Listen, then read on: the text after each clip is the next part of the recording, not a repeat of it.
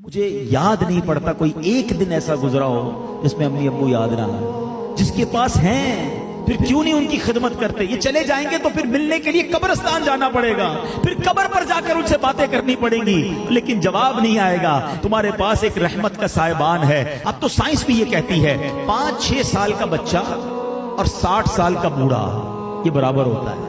یہ زندگی کا ایک سرکل ہے, بچپن سے شروع ہوتا ہے, جوانی میں جاتا ہے, اور پھر وہاں سے 40 کے بعد عمر ڈھلنا شروع ہوتی ہے. اور بچہ جس طرح 6 سال کا ہوتا ہے نا, نارملی 60 سال 65 سال کا بندہ اسی طرح کا ہو جاتا ہے. اب مجھے ایک بات کا جواب دیجئے, 5 یا 6 سال کا بچہ آپ کے گھر میں ہو اور وہ کوئی سوال آپ سے بار بار کرے, آپ ناراض ہوتے ہیں؟ کیونکہ ہمیں یہ سمجھ آ گئی ہے کہ ابھی 6 سال کا ہے, اس کا انڈرسٹینڈنگ لیول کم ہے, اس کی لسننگ پاور کم ہے, اس کے دماغ میں ابھی اتنی وسعت نہیں ہے, بچہ ہے اس لیے ضد کر رہا ہے. جس دن آپ یہ سمجھ گئے کہ 60 سال کے بعد تقریباً کم و بیش سننا مشکل ہو جاتا ہے, سمجھنا مشکل ہو جاتا ہے, ضد آ جاتی ہے, فرمائشیں شروع ہو جاتی ہیں, اب آپ اس کو انجوائے کریں. اب اس میں چڑچڑاپن نہ لائیں کہ کیا امی روز بار بار ایک ہی بات کرتی ہو, تمہیں سمجھ تو کچھ آتا نہیں, اب وہ آپ کو سنائی نہیں دیتا. اللہ اکبر, تم ان سے اس طرح بات کر رہے ہو جنہوں نے تمہیں پال پوس کر بڑا کیا. اللہ کی قسم اب خدمت کا موقع آیا ہے. حقیقت کی بات بتاؤں, خوش نصیب ہے وہ اولاد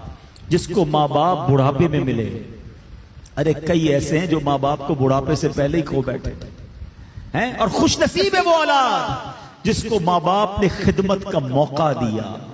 ہاں, کئی ماں باپ تو ایسے ہیں جو بچوں کی خدمت کرتے کرتے ہی خود دنیا سے چلے. اگر تمہیں آج خدمت کا موقع ملا ہے نا, یاد کرو میں بھی تو بستر گندا کرتا تھا, میں بھی تو راتیں ان کی تنگ کرتا تھا. اگر میرے ماں باپ بچپن میں یہ فیصلہ کر لیتے کہ میں اس بچے کو کیسے سنبھالوں تو میں تو بے لباس رہ جاتا. کپڑے انہوں نے پہنائے, اگر مجھے وہ چھوڑ دیتے تو میری تعلیم کا کیا ہوتا, میری پرورش کا کیا ہوتا. مجھے آج جو بھی ہوں میں دنیا میں, اپنا ذہن بنا لو میرے پیارے اسلامی بھائیوں, خدا کی قسم اگر آج تمہارے پاس شرافت ہے, عزت ہے, دولت ہے, دنیا میں جو کچھ ہے وہ سب کچھ ہمارے ماں باپ کی برکتوں سے ہے.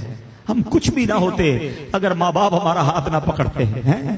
اور آج بوڑھے ماں باپ بوجھ لگتے ہیں, آج ان کی بیماری بری لگتی ہے. آج ماں باپ کو بچہ کہہ رہا ہے میں رات کو دوائی نہیں دلاتا, صبح لے جاؤں گا. اسی بچے کو آدھی رات کو اس کا دوست فون کرے, یار میری موٹر سائیکل خراب ہو گئی ہے, پریشان ہو گیا ہوں. ارے تیرے لیے جان حاضر, ابھی آتا ہوں. دوست کے لیے ٹائم ہے تمہارے پاس, ماں باپ کے لیے ٹائم نہیں ہے. واللہ میں صحیح بتاؤں, ان بچوں کے پیسوں کا نصیب جاگا ہے کہ جن بچوں کے پیسے ماں باپ پر خرچ ہو جائیں. لوگ بچے یہ بھی کہہ رہے ہوتے ماں باپ کو کہ یہ میرے ہیں, میں آپ کو کیوں دوں, میں نے کمائے, تف ہے. یہ کوئی باتیں کرنے والی باپ سے, جس باپ نے اپنے پیٹ کاٹ کاٹ کر ہمیں کھلایا, اپنی خواہشیں مار مار کر, ہو سکتا ہے کبھی بچپن میں کسی کھلونے کی دکان سے ہم گزرے ہوں اور ہم نے کہا ابو یہ کھلونا لینا ہے, باپ کے جیب میں پیسے تھوڑے ہوں, باپ نے اپنے لیے کچھ خریدنے کا سوچا ہو, مگر سوچا ہوگا کوئی بات نہیں جوتے نہیں لیتا, کوئی بات نہیں آج یہ والا کھانا نہیں کھاتا, بچہ رو رہا ہے اس کو کھلونا دلا دوں. انہوں نے ہماری خواہشیں پوری کی, اور آج بچہ یہ کہہ رہا ہے کہ یہ پیسے میرے ہیں.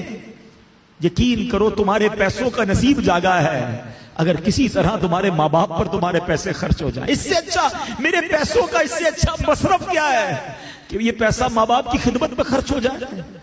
لیکن آج جو واقعات سننے کو مل رہے ہیں دل دہل جاتا ہے. ہم نے علماء کی کتابوں میں پڑھا ہے کہ بیٹا والد کے ساتھ ایسا بہیو کرے, اس طرح زندگی گزارے جیسا آقا کے سامنے غلام ہوتا ہے. مگر آج سننے کو جو باتیں مل رہی ہیں نا کہ بوڑھا باپ بیٹے کے آگے غلام بنا ہوا ہے. وہ اولاد کیسی ہے, زبان لٹک نہیں جاتی جو ماں باپ سے ایسے بات کرے. حق یہ ہے کہ اولاد کو ڈرنا چاہیے کہ کہیں میرے ماں باپ ناراض نہ ہو جائیں. حدیث پاک ہے, میرے آقا علیہ الصلوۃ والسلام فرماتے جس کا مضمون ہے ماں باپ ہی تیری جنت ہیں, ماں باپ ہی تیری دوزخ ہیں. اس کا مطلب کیا ہوا, یعنی ماں باپ راضی ہو جائیں تو رب بھی راضی ہو جائے گا, جنت مل جانی ہے. اور ماں باپ ناراض ہو گئے پھر نہیں کام آنی عبادتیں, دین کا کام کریں بہت اچھی بات ہے, مگر یہ دیکھ لو کہ ماں باپ راضی ہیں کہ نہیں, یہ بہت ضروری ہے. ہم بعض اوقات اس طرف سے چوک جاتے ہیں, یہ پہلا اسٹیپ ہے.